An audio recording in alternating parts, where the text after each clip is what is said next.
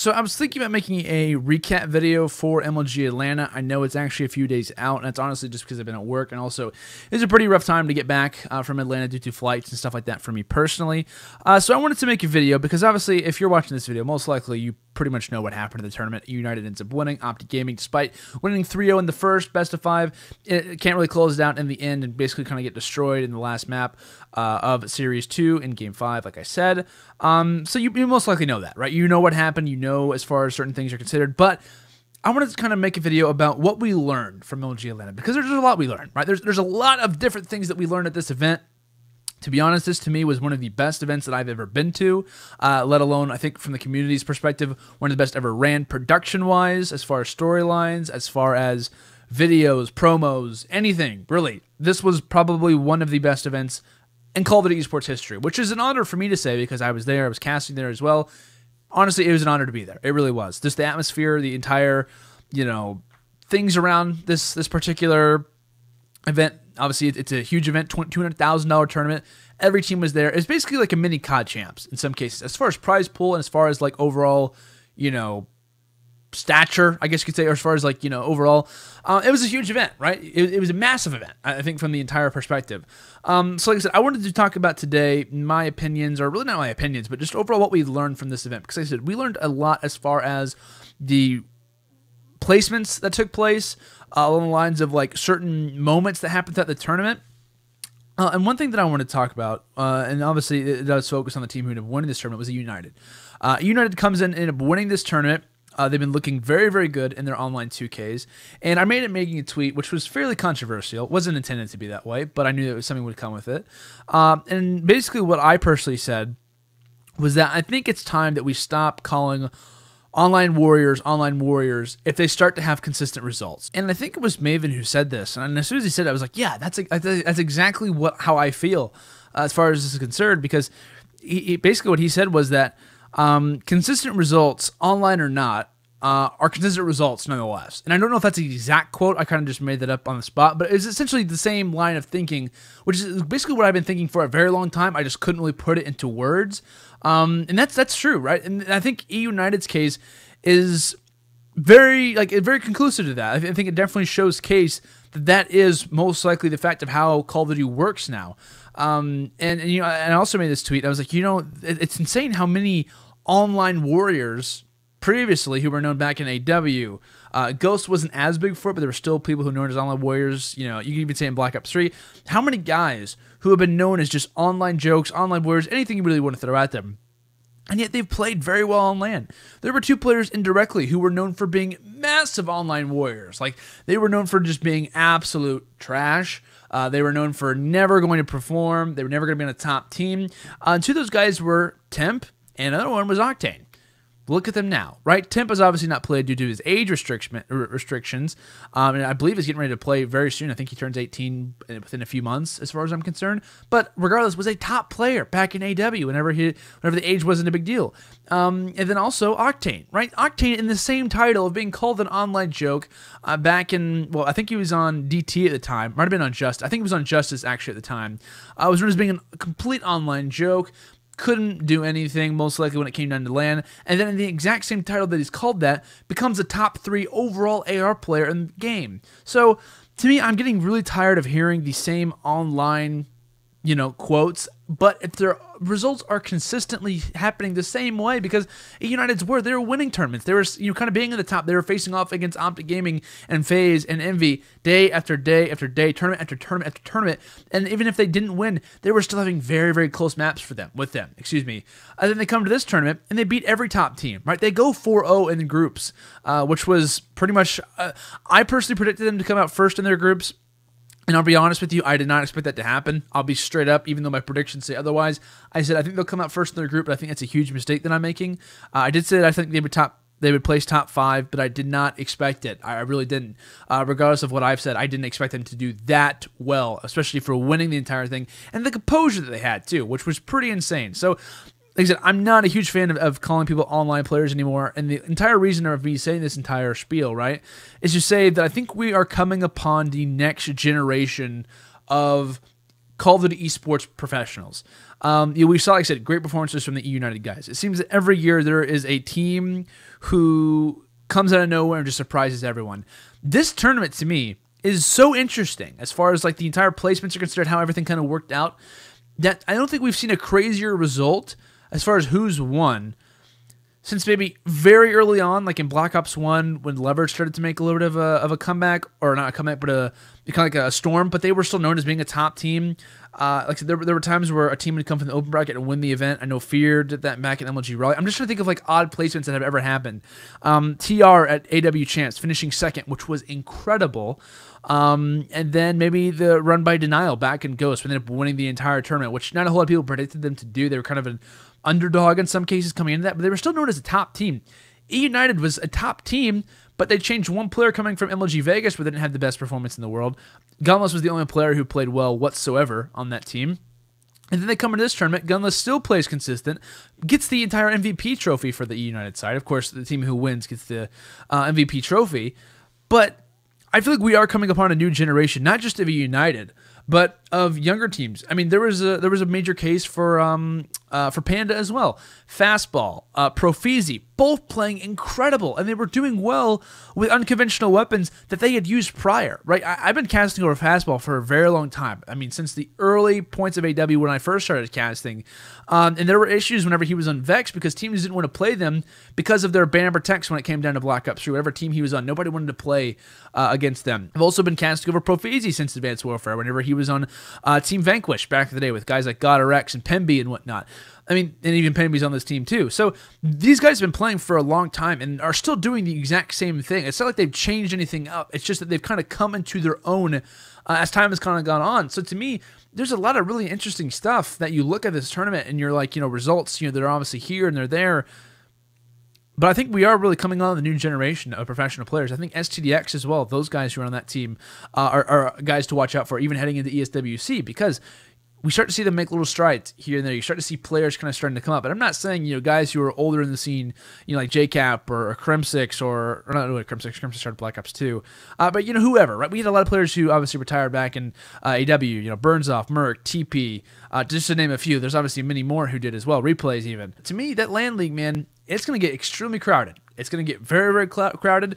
There's going to be a lot of guys who are going to kind of be forced to the wayside, right? You guys were good then, but you're not good anymore. I'm not saying that's going to happen, but with the amount of talent that we have coming into this, if they can find the right home, if they can find the right team, or even stay with their team and continue to perform like they did, you obviously see a lot of the teams who get knocked out. There's a lot of teams who didn't make it into the top 8 that were expected to make it in the top 8, and for some reason, they didn't make it happen. Like they weren't able to get there because of the other teams kind of forcing their way onto them, kind of unlimited pressure that they couldn't hold on to. So along with that, like I said, to me, we're getting close to the next generation of what is going to be competitive Call of Duty for the next few years. And one of the last things that I wanted to touch on, I know this is kind of all over the place, but this is just stuff that I learned. If you guys want to make an ESWC recap video, I can, because I know I didn't cover a whole lot of stuff regarding placements. There was also something that I learned with OpTic, right? OpTic Gaming taught me something this event that was very interesting. Obviously, for those who don't know, OpTic Gaming ended up finishing 4-0 in their pool. They ended up beating Splice, Panda, EG, and ALG. And then they ended up moving over to winner's bracket, where they ended up losing to Envy first round. That sounds familiar. So the E-Classico goes Envy's way for one of the first times in a very long time. Then OpTic Gaming ends up making a pretty insane run through the losers bracket, beating Elevate EU for the second tournament in a row in the exact same fashion, 3-1. They beat Panda narrowly in a Game 5, round 11, 1 versus 1. Karma gets, I don't want to say lucky timing, but granted, it was a pretty back and forth, like who was going to win and whatnot. In which case, he ended up beating Fastball or killing Fastball in the end. Then facing off against FaZe for the first time in I think around two and a half years. OpTic Gaming has officially beaten FaZe on LAN, excluding E3. And then OG ends up going against Luminosity Gaming. I actually personally casted over that, in which case they win that one, Game 5. Then they move on to Envy again, in which case the E-Classico also happens. OpTic Gaming ends up winning that one in a 3-0. So like I said, it goes back and forth. So this is what really told the story for me. Throughout their entire losers bracket run, you were seeing a lot of emotion coming from these guys. And I feel like I always learn a lot. I feel like I learn so much whenever I see players' reactions to whenever they beat a certain team. Because whenever OpTic Gaming beat Panda, I have not seen a reaction like that from any of them, especially Formal, in probably their entire career. you could just see the stress that was leaving them, the entire like aspect of them beating Panda in that particular spot, proving everybody wrong, and somebody's proving themselves wrong, because I'm sure there was many points throughout that entire game where it's like, guys, like, what is wrong with us? Like, we're supposed to be the best team in the game. We're supposed to be the best dynasty to have ever existed, and we're struggling with teams who are coming from the open bracket. Granted, Panda played fantastic, and I give him credit for that. But based on the prestige that OpTic is up here, and they're struggling versus teams who are starting to make their way up, and they're already losing already, I think OpTic Gaming has definitely kind of proven themselves and said, maybe our run's done. Like, maybe we're done with it. Like, maybe we're through. And there was a point that I personally had made coming into this event about like some of the quotes that I've heard them say. It went from "we will win this tournament" to "we should win this tournament," meaning that every thing that you hear them talk about in Scump's videos and Vision episodes, yeah, we should win this event, or we could win this event. We're looking pretty good. Like, that was never the thing. It was like, yeah, we're gonna win this tournament. Like, what else are we gonna do? Like, we're supposed to win this. We're supposed to win because Call of Duty says we're supposed to. The entire aspect of us coming together as a roster, there's no way that we could fail. And so the fact that they beat Team E United 3-0 in the grand finals, they're looking like they're going to win the entire thing. And then the first hardpoint happens, and then E United is able to clutch up. And granted, E United had many times where they should have lost series. They were down 0-2 to Splice. Burns off the manager for them, the Call of Duty manager for E United. It might just be the overall manager. And even said to me personally, they got nervous. Like, they're not used to being on the main stage ever. It might have happened like maybe once or twice in MLG Vegas, if at all. I know they played a lot on Bravo. That's where I got to cast them under TGC at the time. But they got nervous, right? But they ended up making a comeback miraculously. They ended up making this happen. And so for OpTic Gaming to force it all the way down to Game 5, and for E United just to literally just destroy them in the Search and Destroy. I think it was like, what, 6-2, 6-3? Just to absolutely massacre them. There was a moment toward the end of the game, you could just see on their faces, they're just like, I don't get it. And that only happened to me one other time whenever I saw them react like that, which was at Call of Duty XP.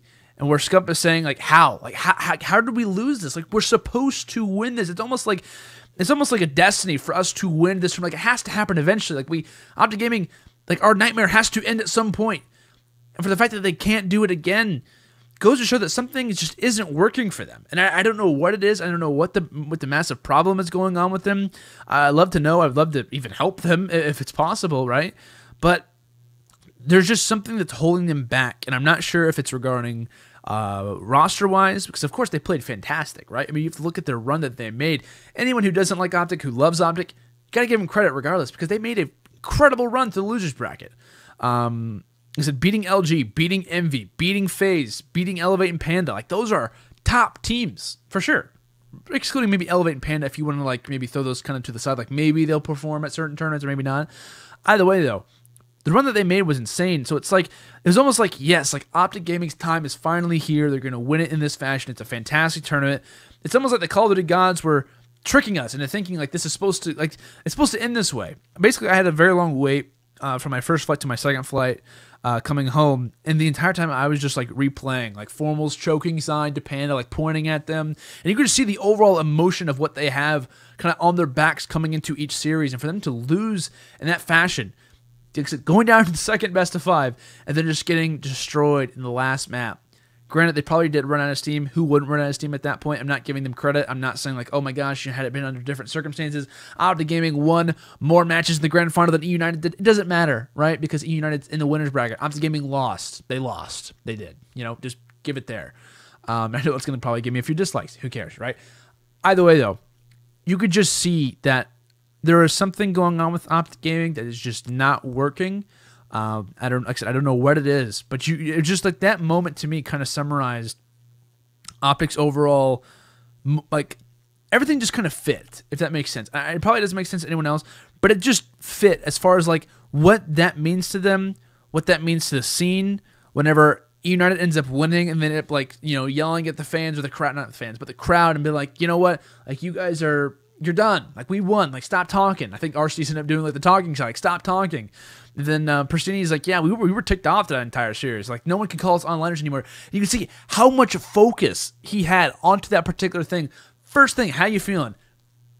He was like, I'm just glad we can't be called onliners anymore. I'm just glad that we have to take any more of this banter. I don't even want to call it banter, but you can see like what was on his primary mind was not that, hey, we just won, but we proved everybody wrong by beating the current dynasty in the way that we did. So I know that was kind of long. I know I just kind of went off and I talked about a number of different things, but that to me is a few things that I learned from this event was that Call of Duty to me is probably at its highest as far as like player pool is considered. Many talented professional players to work with, which means that probably team changes are going to be coming soon, probably after ESWC. I'm not saying that's going to be coming with Optic Gaming in any way. I'm just saying that as far as like what happened in this tournament, we learned a lot. That to me, Call of Duty, as far as its competitive level, to me is probably at its highest it's ever been, which is fantastic for the entire esport. I know Boots on the Ground is coming next year, which is going to be fantastic, I'm hoping. I hope Sledgehammer does a great job with that game. Hoping a lot for that. But like I said, we learned a lot from this tournament in the fact that things are starting to change. The tides are starting to move. It's a different game. It's much different than it was a few years ago.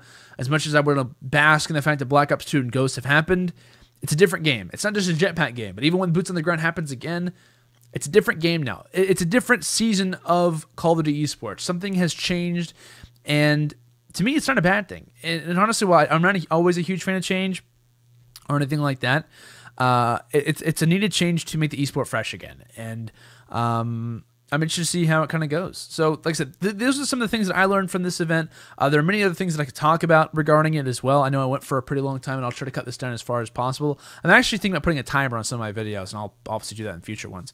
But I'm going to be making a video about the assault push actually that ended up happening at the event as well, to kind of give you guys a little bit of an idea as to what videos to kind of expect. And if you guys have any thoughts on other videos that you want to see me talk about or anything that you want to see me talk about in previous, feel free to leave that down in the comments below, and also feel free to like if you guys enjoyed this video, and also subscribe for future content.